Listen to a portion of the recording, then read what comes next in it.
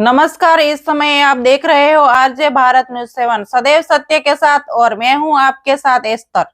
दाहोद जिला कांग्रेस समिति अध्यक्ष हर्षद भाई नीनामा धरने पर बैठे। आखिरकार क्यों धरने पर बैठे, आइए हम सीधी बात उन्हीं से करते हैं। हर्षद भाई, તમે આ ધરના પ્રદર્શન વિશે શું કહેવા માંગો છો? આજે અમે દાહોદ જિલ્લા કોંગ્રેસ સમિતિ વતી અને દાહોદ શહેર સમિતિ વતી આજે અમારો બીજો દિવસ છે।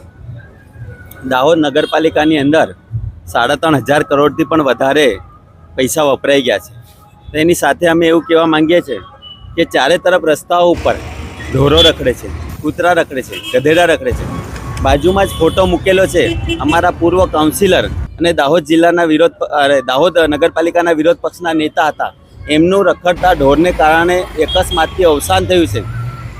એના પહેલાં અમારે એક ઓરા સમાજના આગેવાન હતા, એમના ઘરેથી પણ એમનું રખડતા ઢોરોને કારણે અવસાન થયું છે। એના પહેલાં વકીલ સાહેબ અમારા છે, એમની મમ્મીનું પણ રખડતા ઢોરોને કારણે અવસાન થયું છે।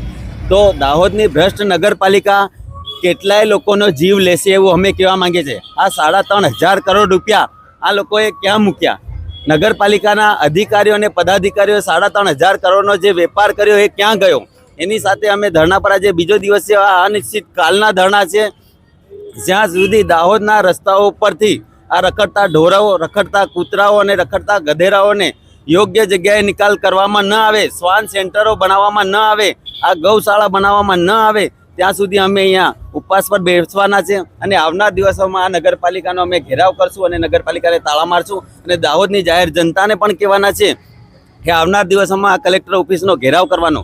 અને અમે એવું કહેવા માંગીએ છીએ કે ચારે તરફ ગટરોના ઢાંકણા તૂટેલા છે, ચારો તરફ ગટરો ઉભરાય છે, રસ્તાની સ્ટ્રીટ લાઇટો નથી, ચારે તરફ રસ્તા તૂટેલા છે। તો દાહોદ નગરપાલિકા શું કરવામાં માંગે છે? અહીંયા જે પણ પ્રમુખ બને છે એ સાયકલ લઈને આવે છે, ચાલતા આવે છે, પરંતુ 2.5 વર્ષના કાર્યકાળ દરમિયાન એની 5 માળની બિલ્ડિંગ ઊભી થઈ જાય છે, એના ઘરોને આગળ 5-5 4 વ્હીલરો આવી જાય છે। તો ક્યાંથી આવે છે? કોંગ્રેસના જમાનામાં 40 રૂપિયા ઘર ટેક્સ હતો, હાઉસ વેરો હતો, હમણાં 4,000 રૂપિયા હાઉસ ટેક્સ થઈ ગયો છે। પાણીના નામે વેરો ઉઘરાવવામાં આવે છે, સફાઈના નામે વેરો ઉઘરાવવામાં આવે છે, લાઇટના નામે વેરો ઉઘરાવવામાં આવે છે, પરંતુ એ વેરાના પૈસા ભારતીય જનતા પાર્ટીના આગેવાનોના ખિસ્સામાં જાય છે, પદાધિકારી અને અધિકારીઓના ખિસ્સામાં જાય છે। સામાન્ય જનતા ત્રાહિમામ પોકારી ચૂકી છે। સવારમાં બાળકોને ટ્યુશન જવું હોય તો કૂતરાથી ડરે છે બાળકો, સાંજે સ્કૂલે, બપોરે સ્કૂલે જવું હોય તો કૂતરાથી ડરે છે। દાહોદના જે વડીલો હોય, દાહોદના જે ઉંમરલાયક વ્યક્તિઓ એ દાહોદમાં ફરી નથી શકતા। ચારે તરફ સાંડોરો ઝઘડા કરે છે, ચારે તરફ ગાયો ઊભી છે, ચારે તરફ કૂતરા ઊભા છે। તો અમે જ્યાં સુધી દાહોદ નગરપાલિકા શ્વાન સેન્ટર ના બનાવે, જ્યાં સુધી ગૌશાળા ના બનાવે, ત્યાં સુધી અમે અહીંયા બેસી રહેવાના છે। અને આવનાર દિવસમાં આ નગરપાલિકાને અમે તાળા મારવાના છે અને કલેક્ટર કચેરીનો પણ ઘેરાવ કરવાનો છે। બીજી વાત કરું કે આ દાહોદ સ્માર્ટ સિટીને ખાડા સિટી બની ગઈ છે, કૂતરા સિટી બની ગઈ છે, ગધેડા સિટી બની ગઈ છે, ઢોર સિટી બની ગઈ છે, એવું દુઃખ સાથે અમારે કેવું પડી રહ્યું છે। કેમ કે ચારે તરફ કૂતરા અને ચારે તરફ ગધેડાઓ અને ચારે તરફ ઢોરો પડી રહ્યા છે, લોકો ત્રાહિમામ પોકારી ચૂક્યા છે। આજે પણ અહીંયા સવારમાં જ અમારી સામે જ નજરની સામે આખલાઓ લડાયા અને અહીંયા એક્સિડન્ટ થયું છે। તો ગૌ માતાને નામે ભારતીય જનતા પાર્ટીના આગેવાનો જે પૈસા ઉઘરાવે છે, ગૌ માતાને નામે જે પૈસા ઉઘરાવે છે, એમ પોતાના ખિસ્સામાં જાય છે।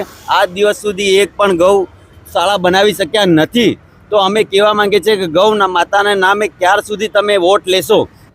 જો ગૌ માતાને તમે રસ્તે રખડતી મૂકી દીધી છે એવું અમે ભારતીય જનતા પાર્ટીના આગેવાનોને, આ ભ્રષ્ટ સરકારને કહેવા માંગીએ છીએ। એની સાથે સાથે બીજું એવું કહેવા માંગીએ છીએ કે આ સીસીટીવી કેમેરા 125 કરોડથી વધારે ખર્ચામાં સીસીટીવી કેમેરા આ લોકો ઊભા કર્યા છે, પરંતુ લોકોના ઘરમાંથી બાઇકો ચોરાઈ જાય છે, લોકોના ઘરમાં ચોરીઓ થાય છે, લોકોના ઘરમાંથી 4 વ્હીલર ચોરાઈ જાય છે।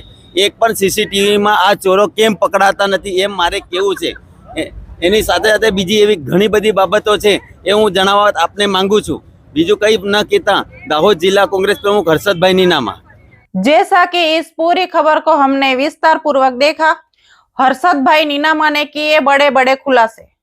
क्या था कारण धरने पर बैठने का, क्या था कारण भूख हड़ताल पर बैठने का, हमने सीधी उनसे बातचीत की।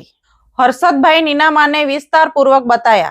तो इस खबर को देखकर आप क्या कहना चाहते हो, जरूर हमें लिखें।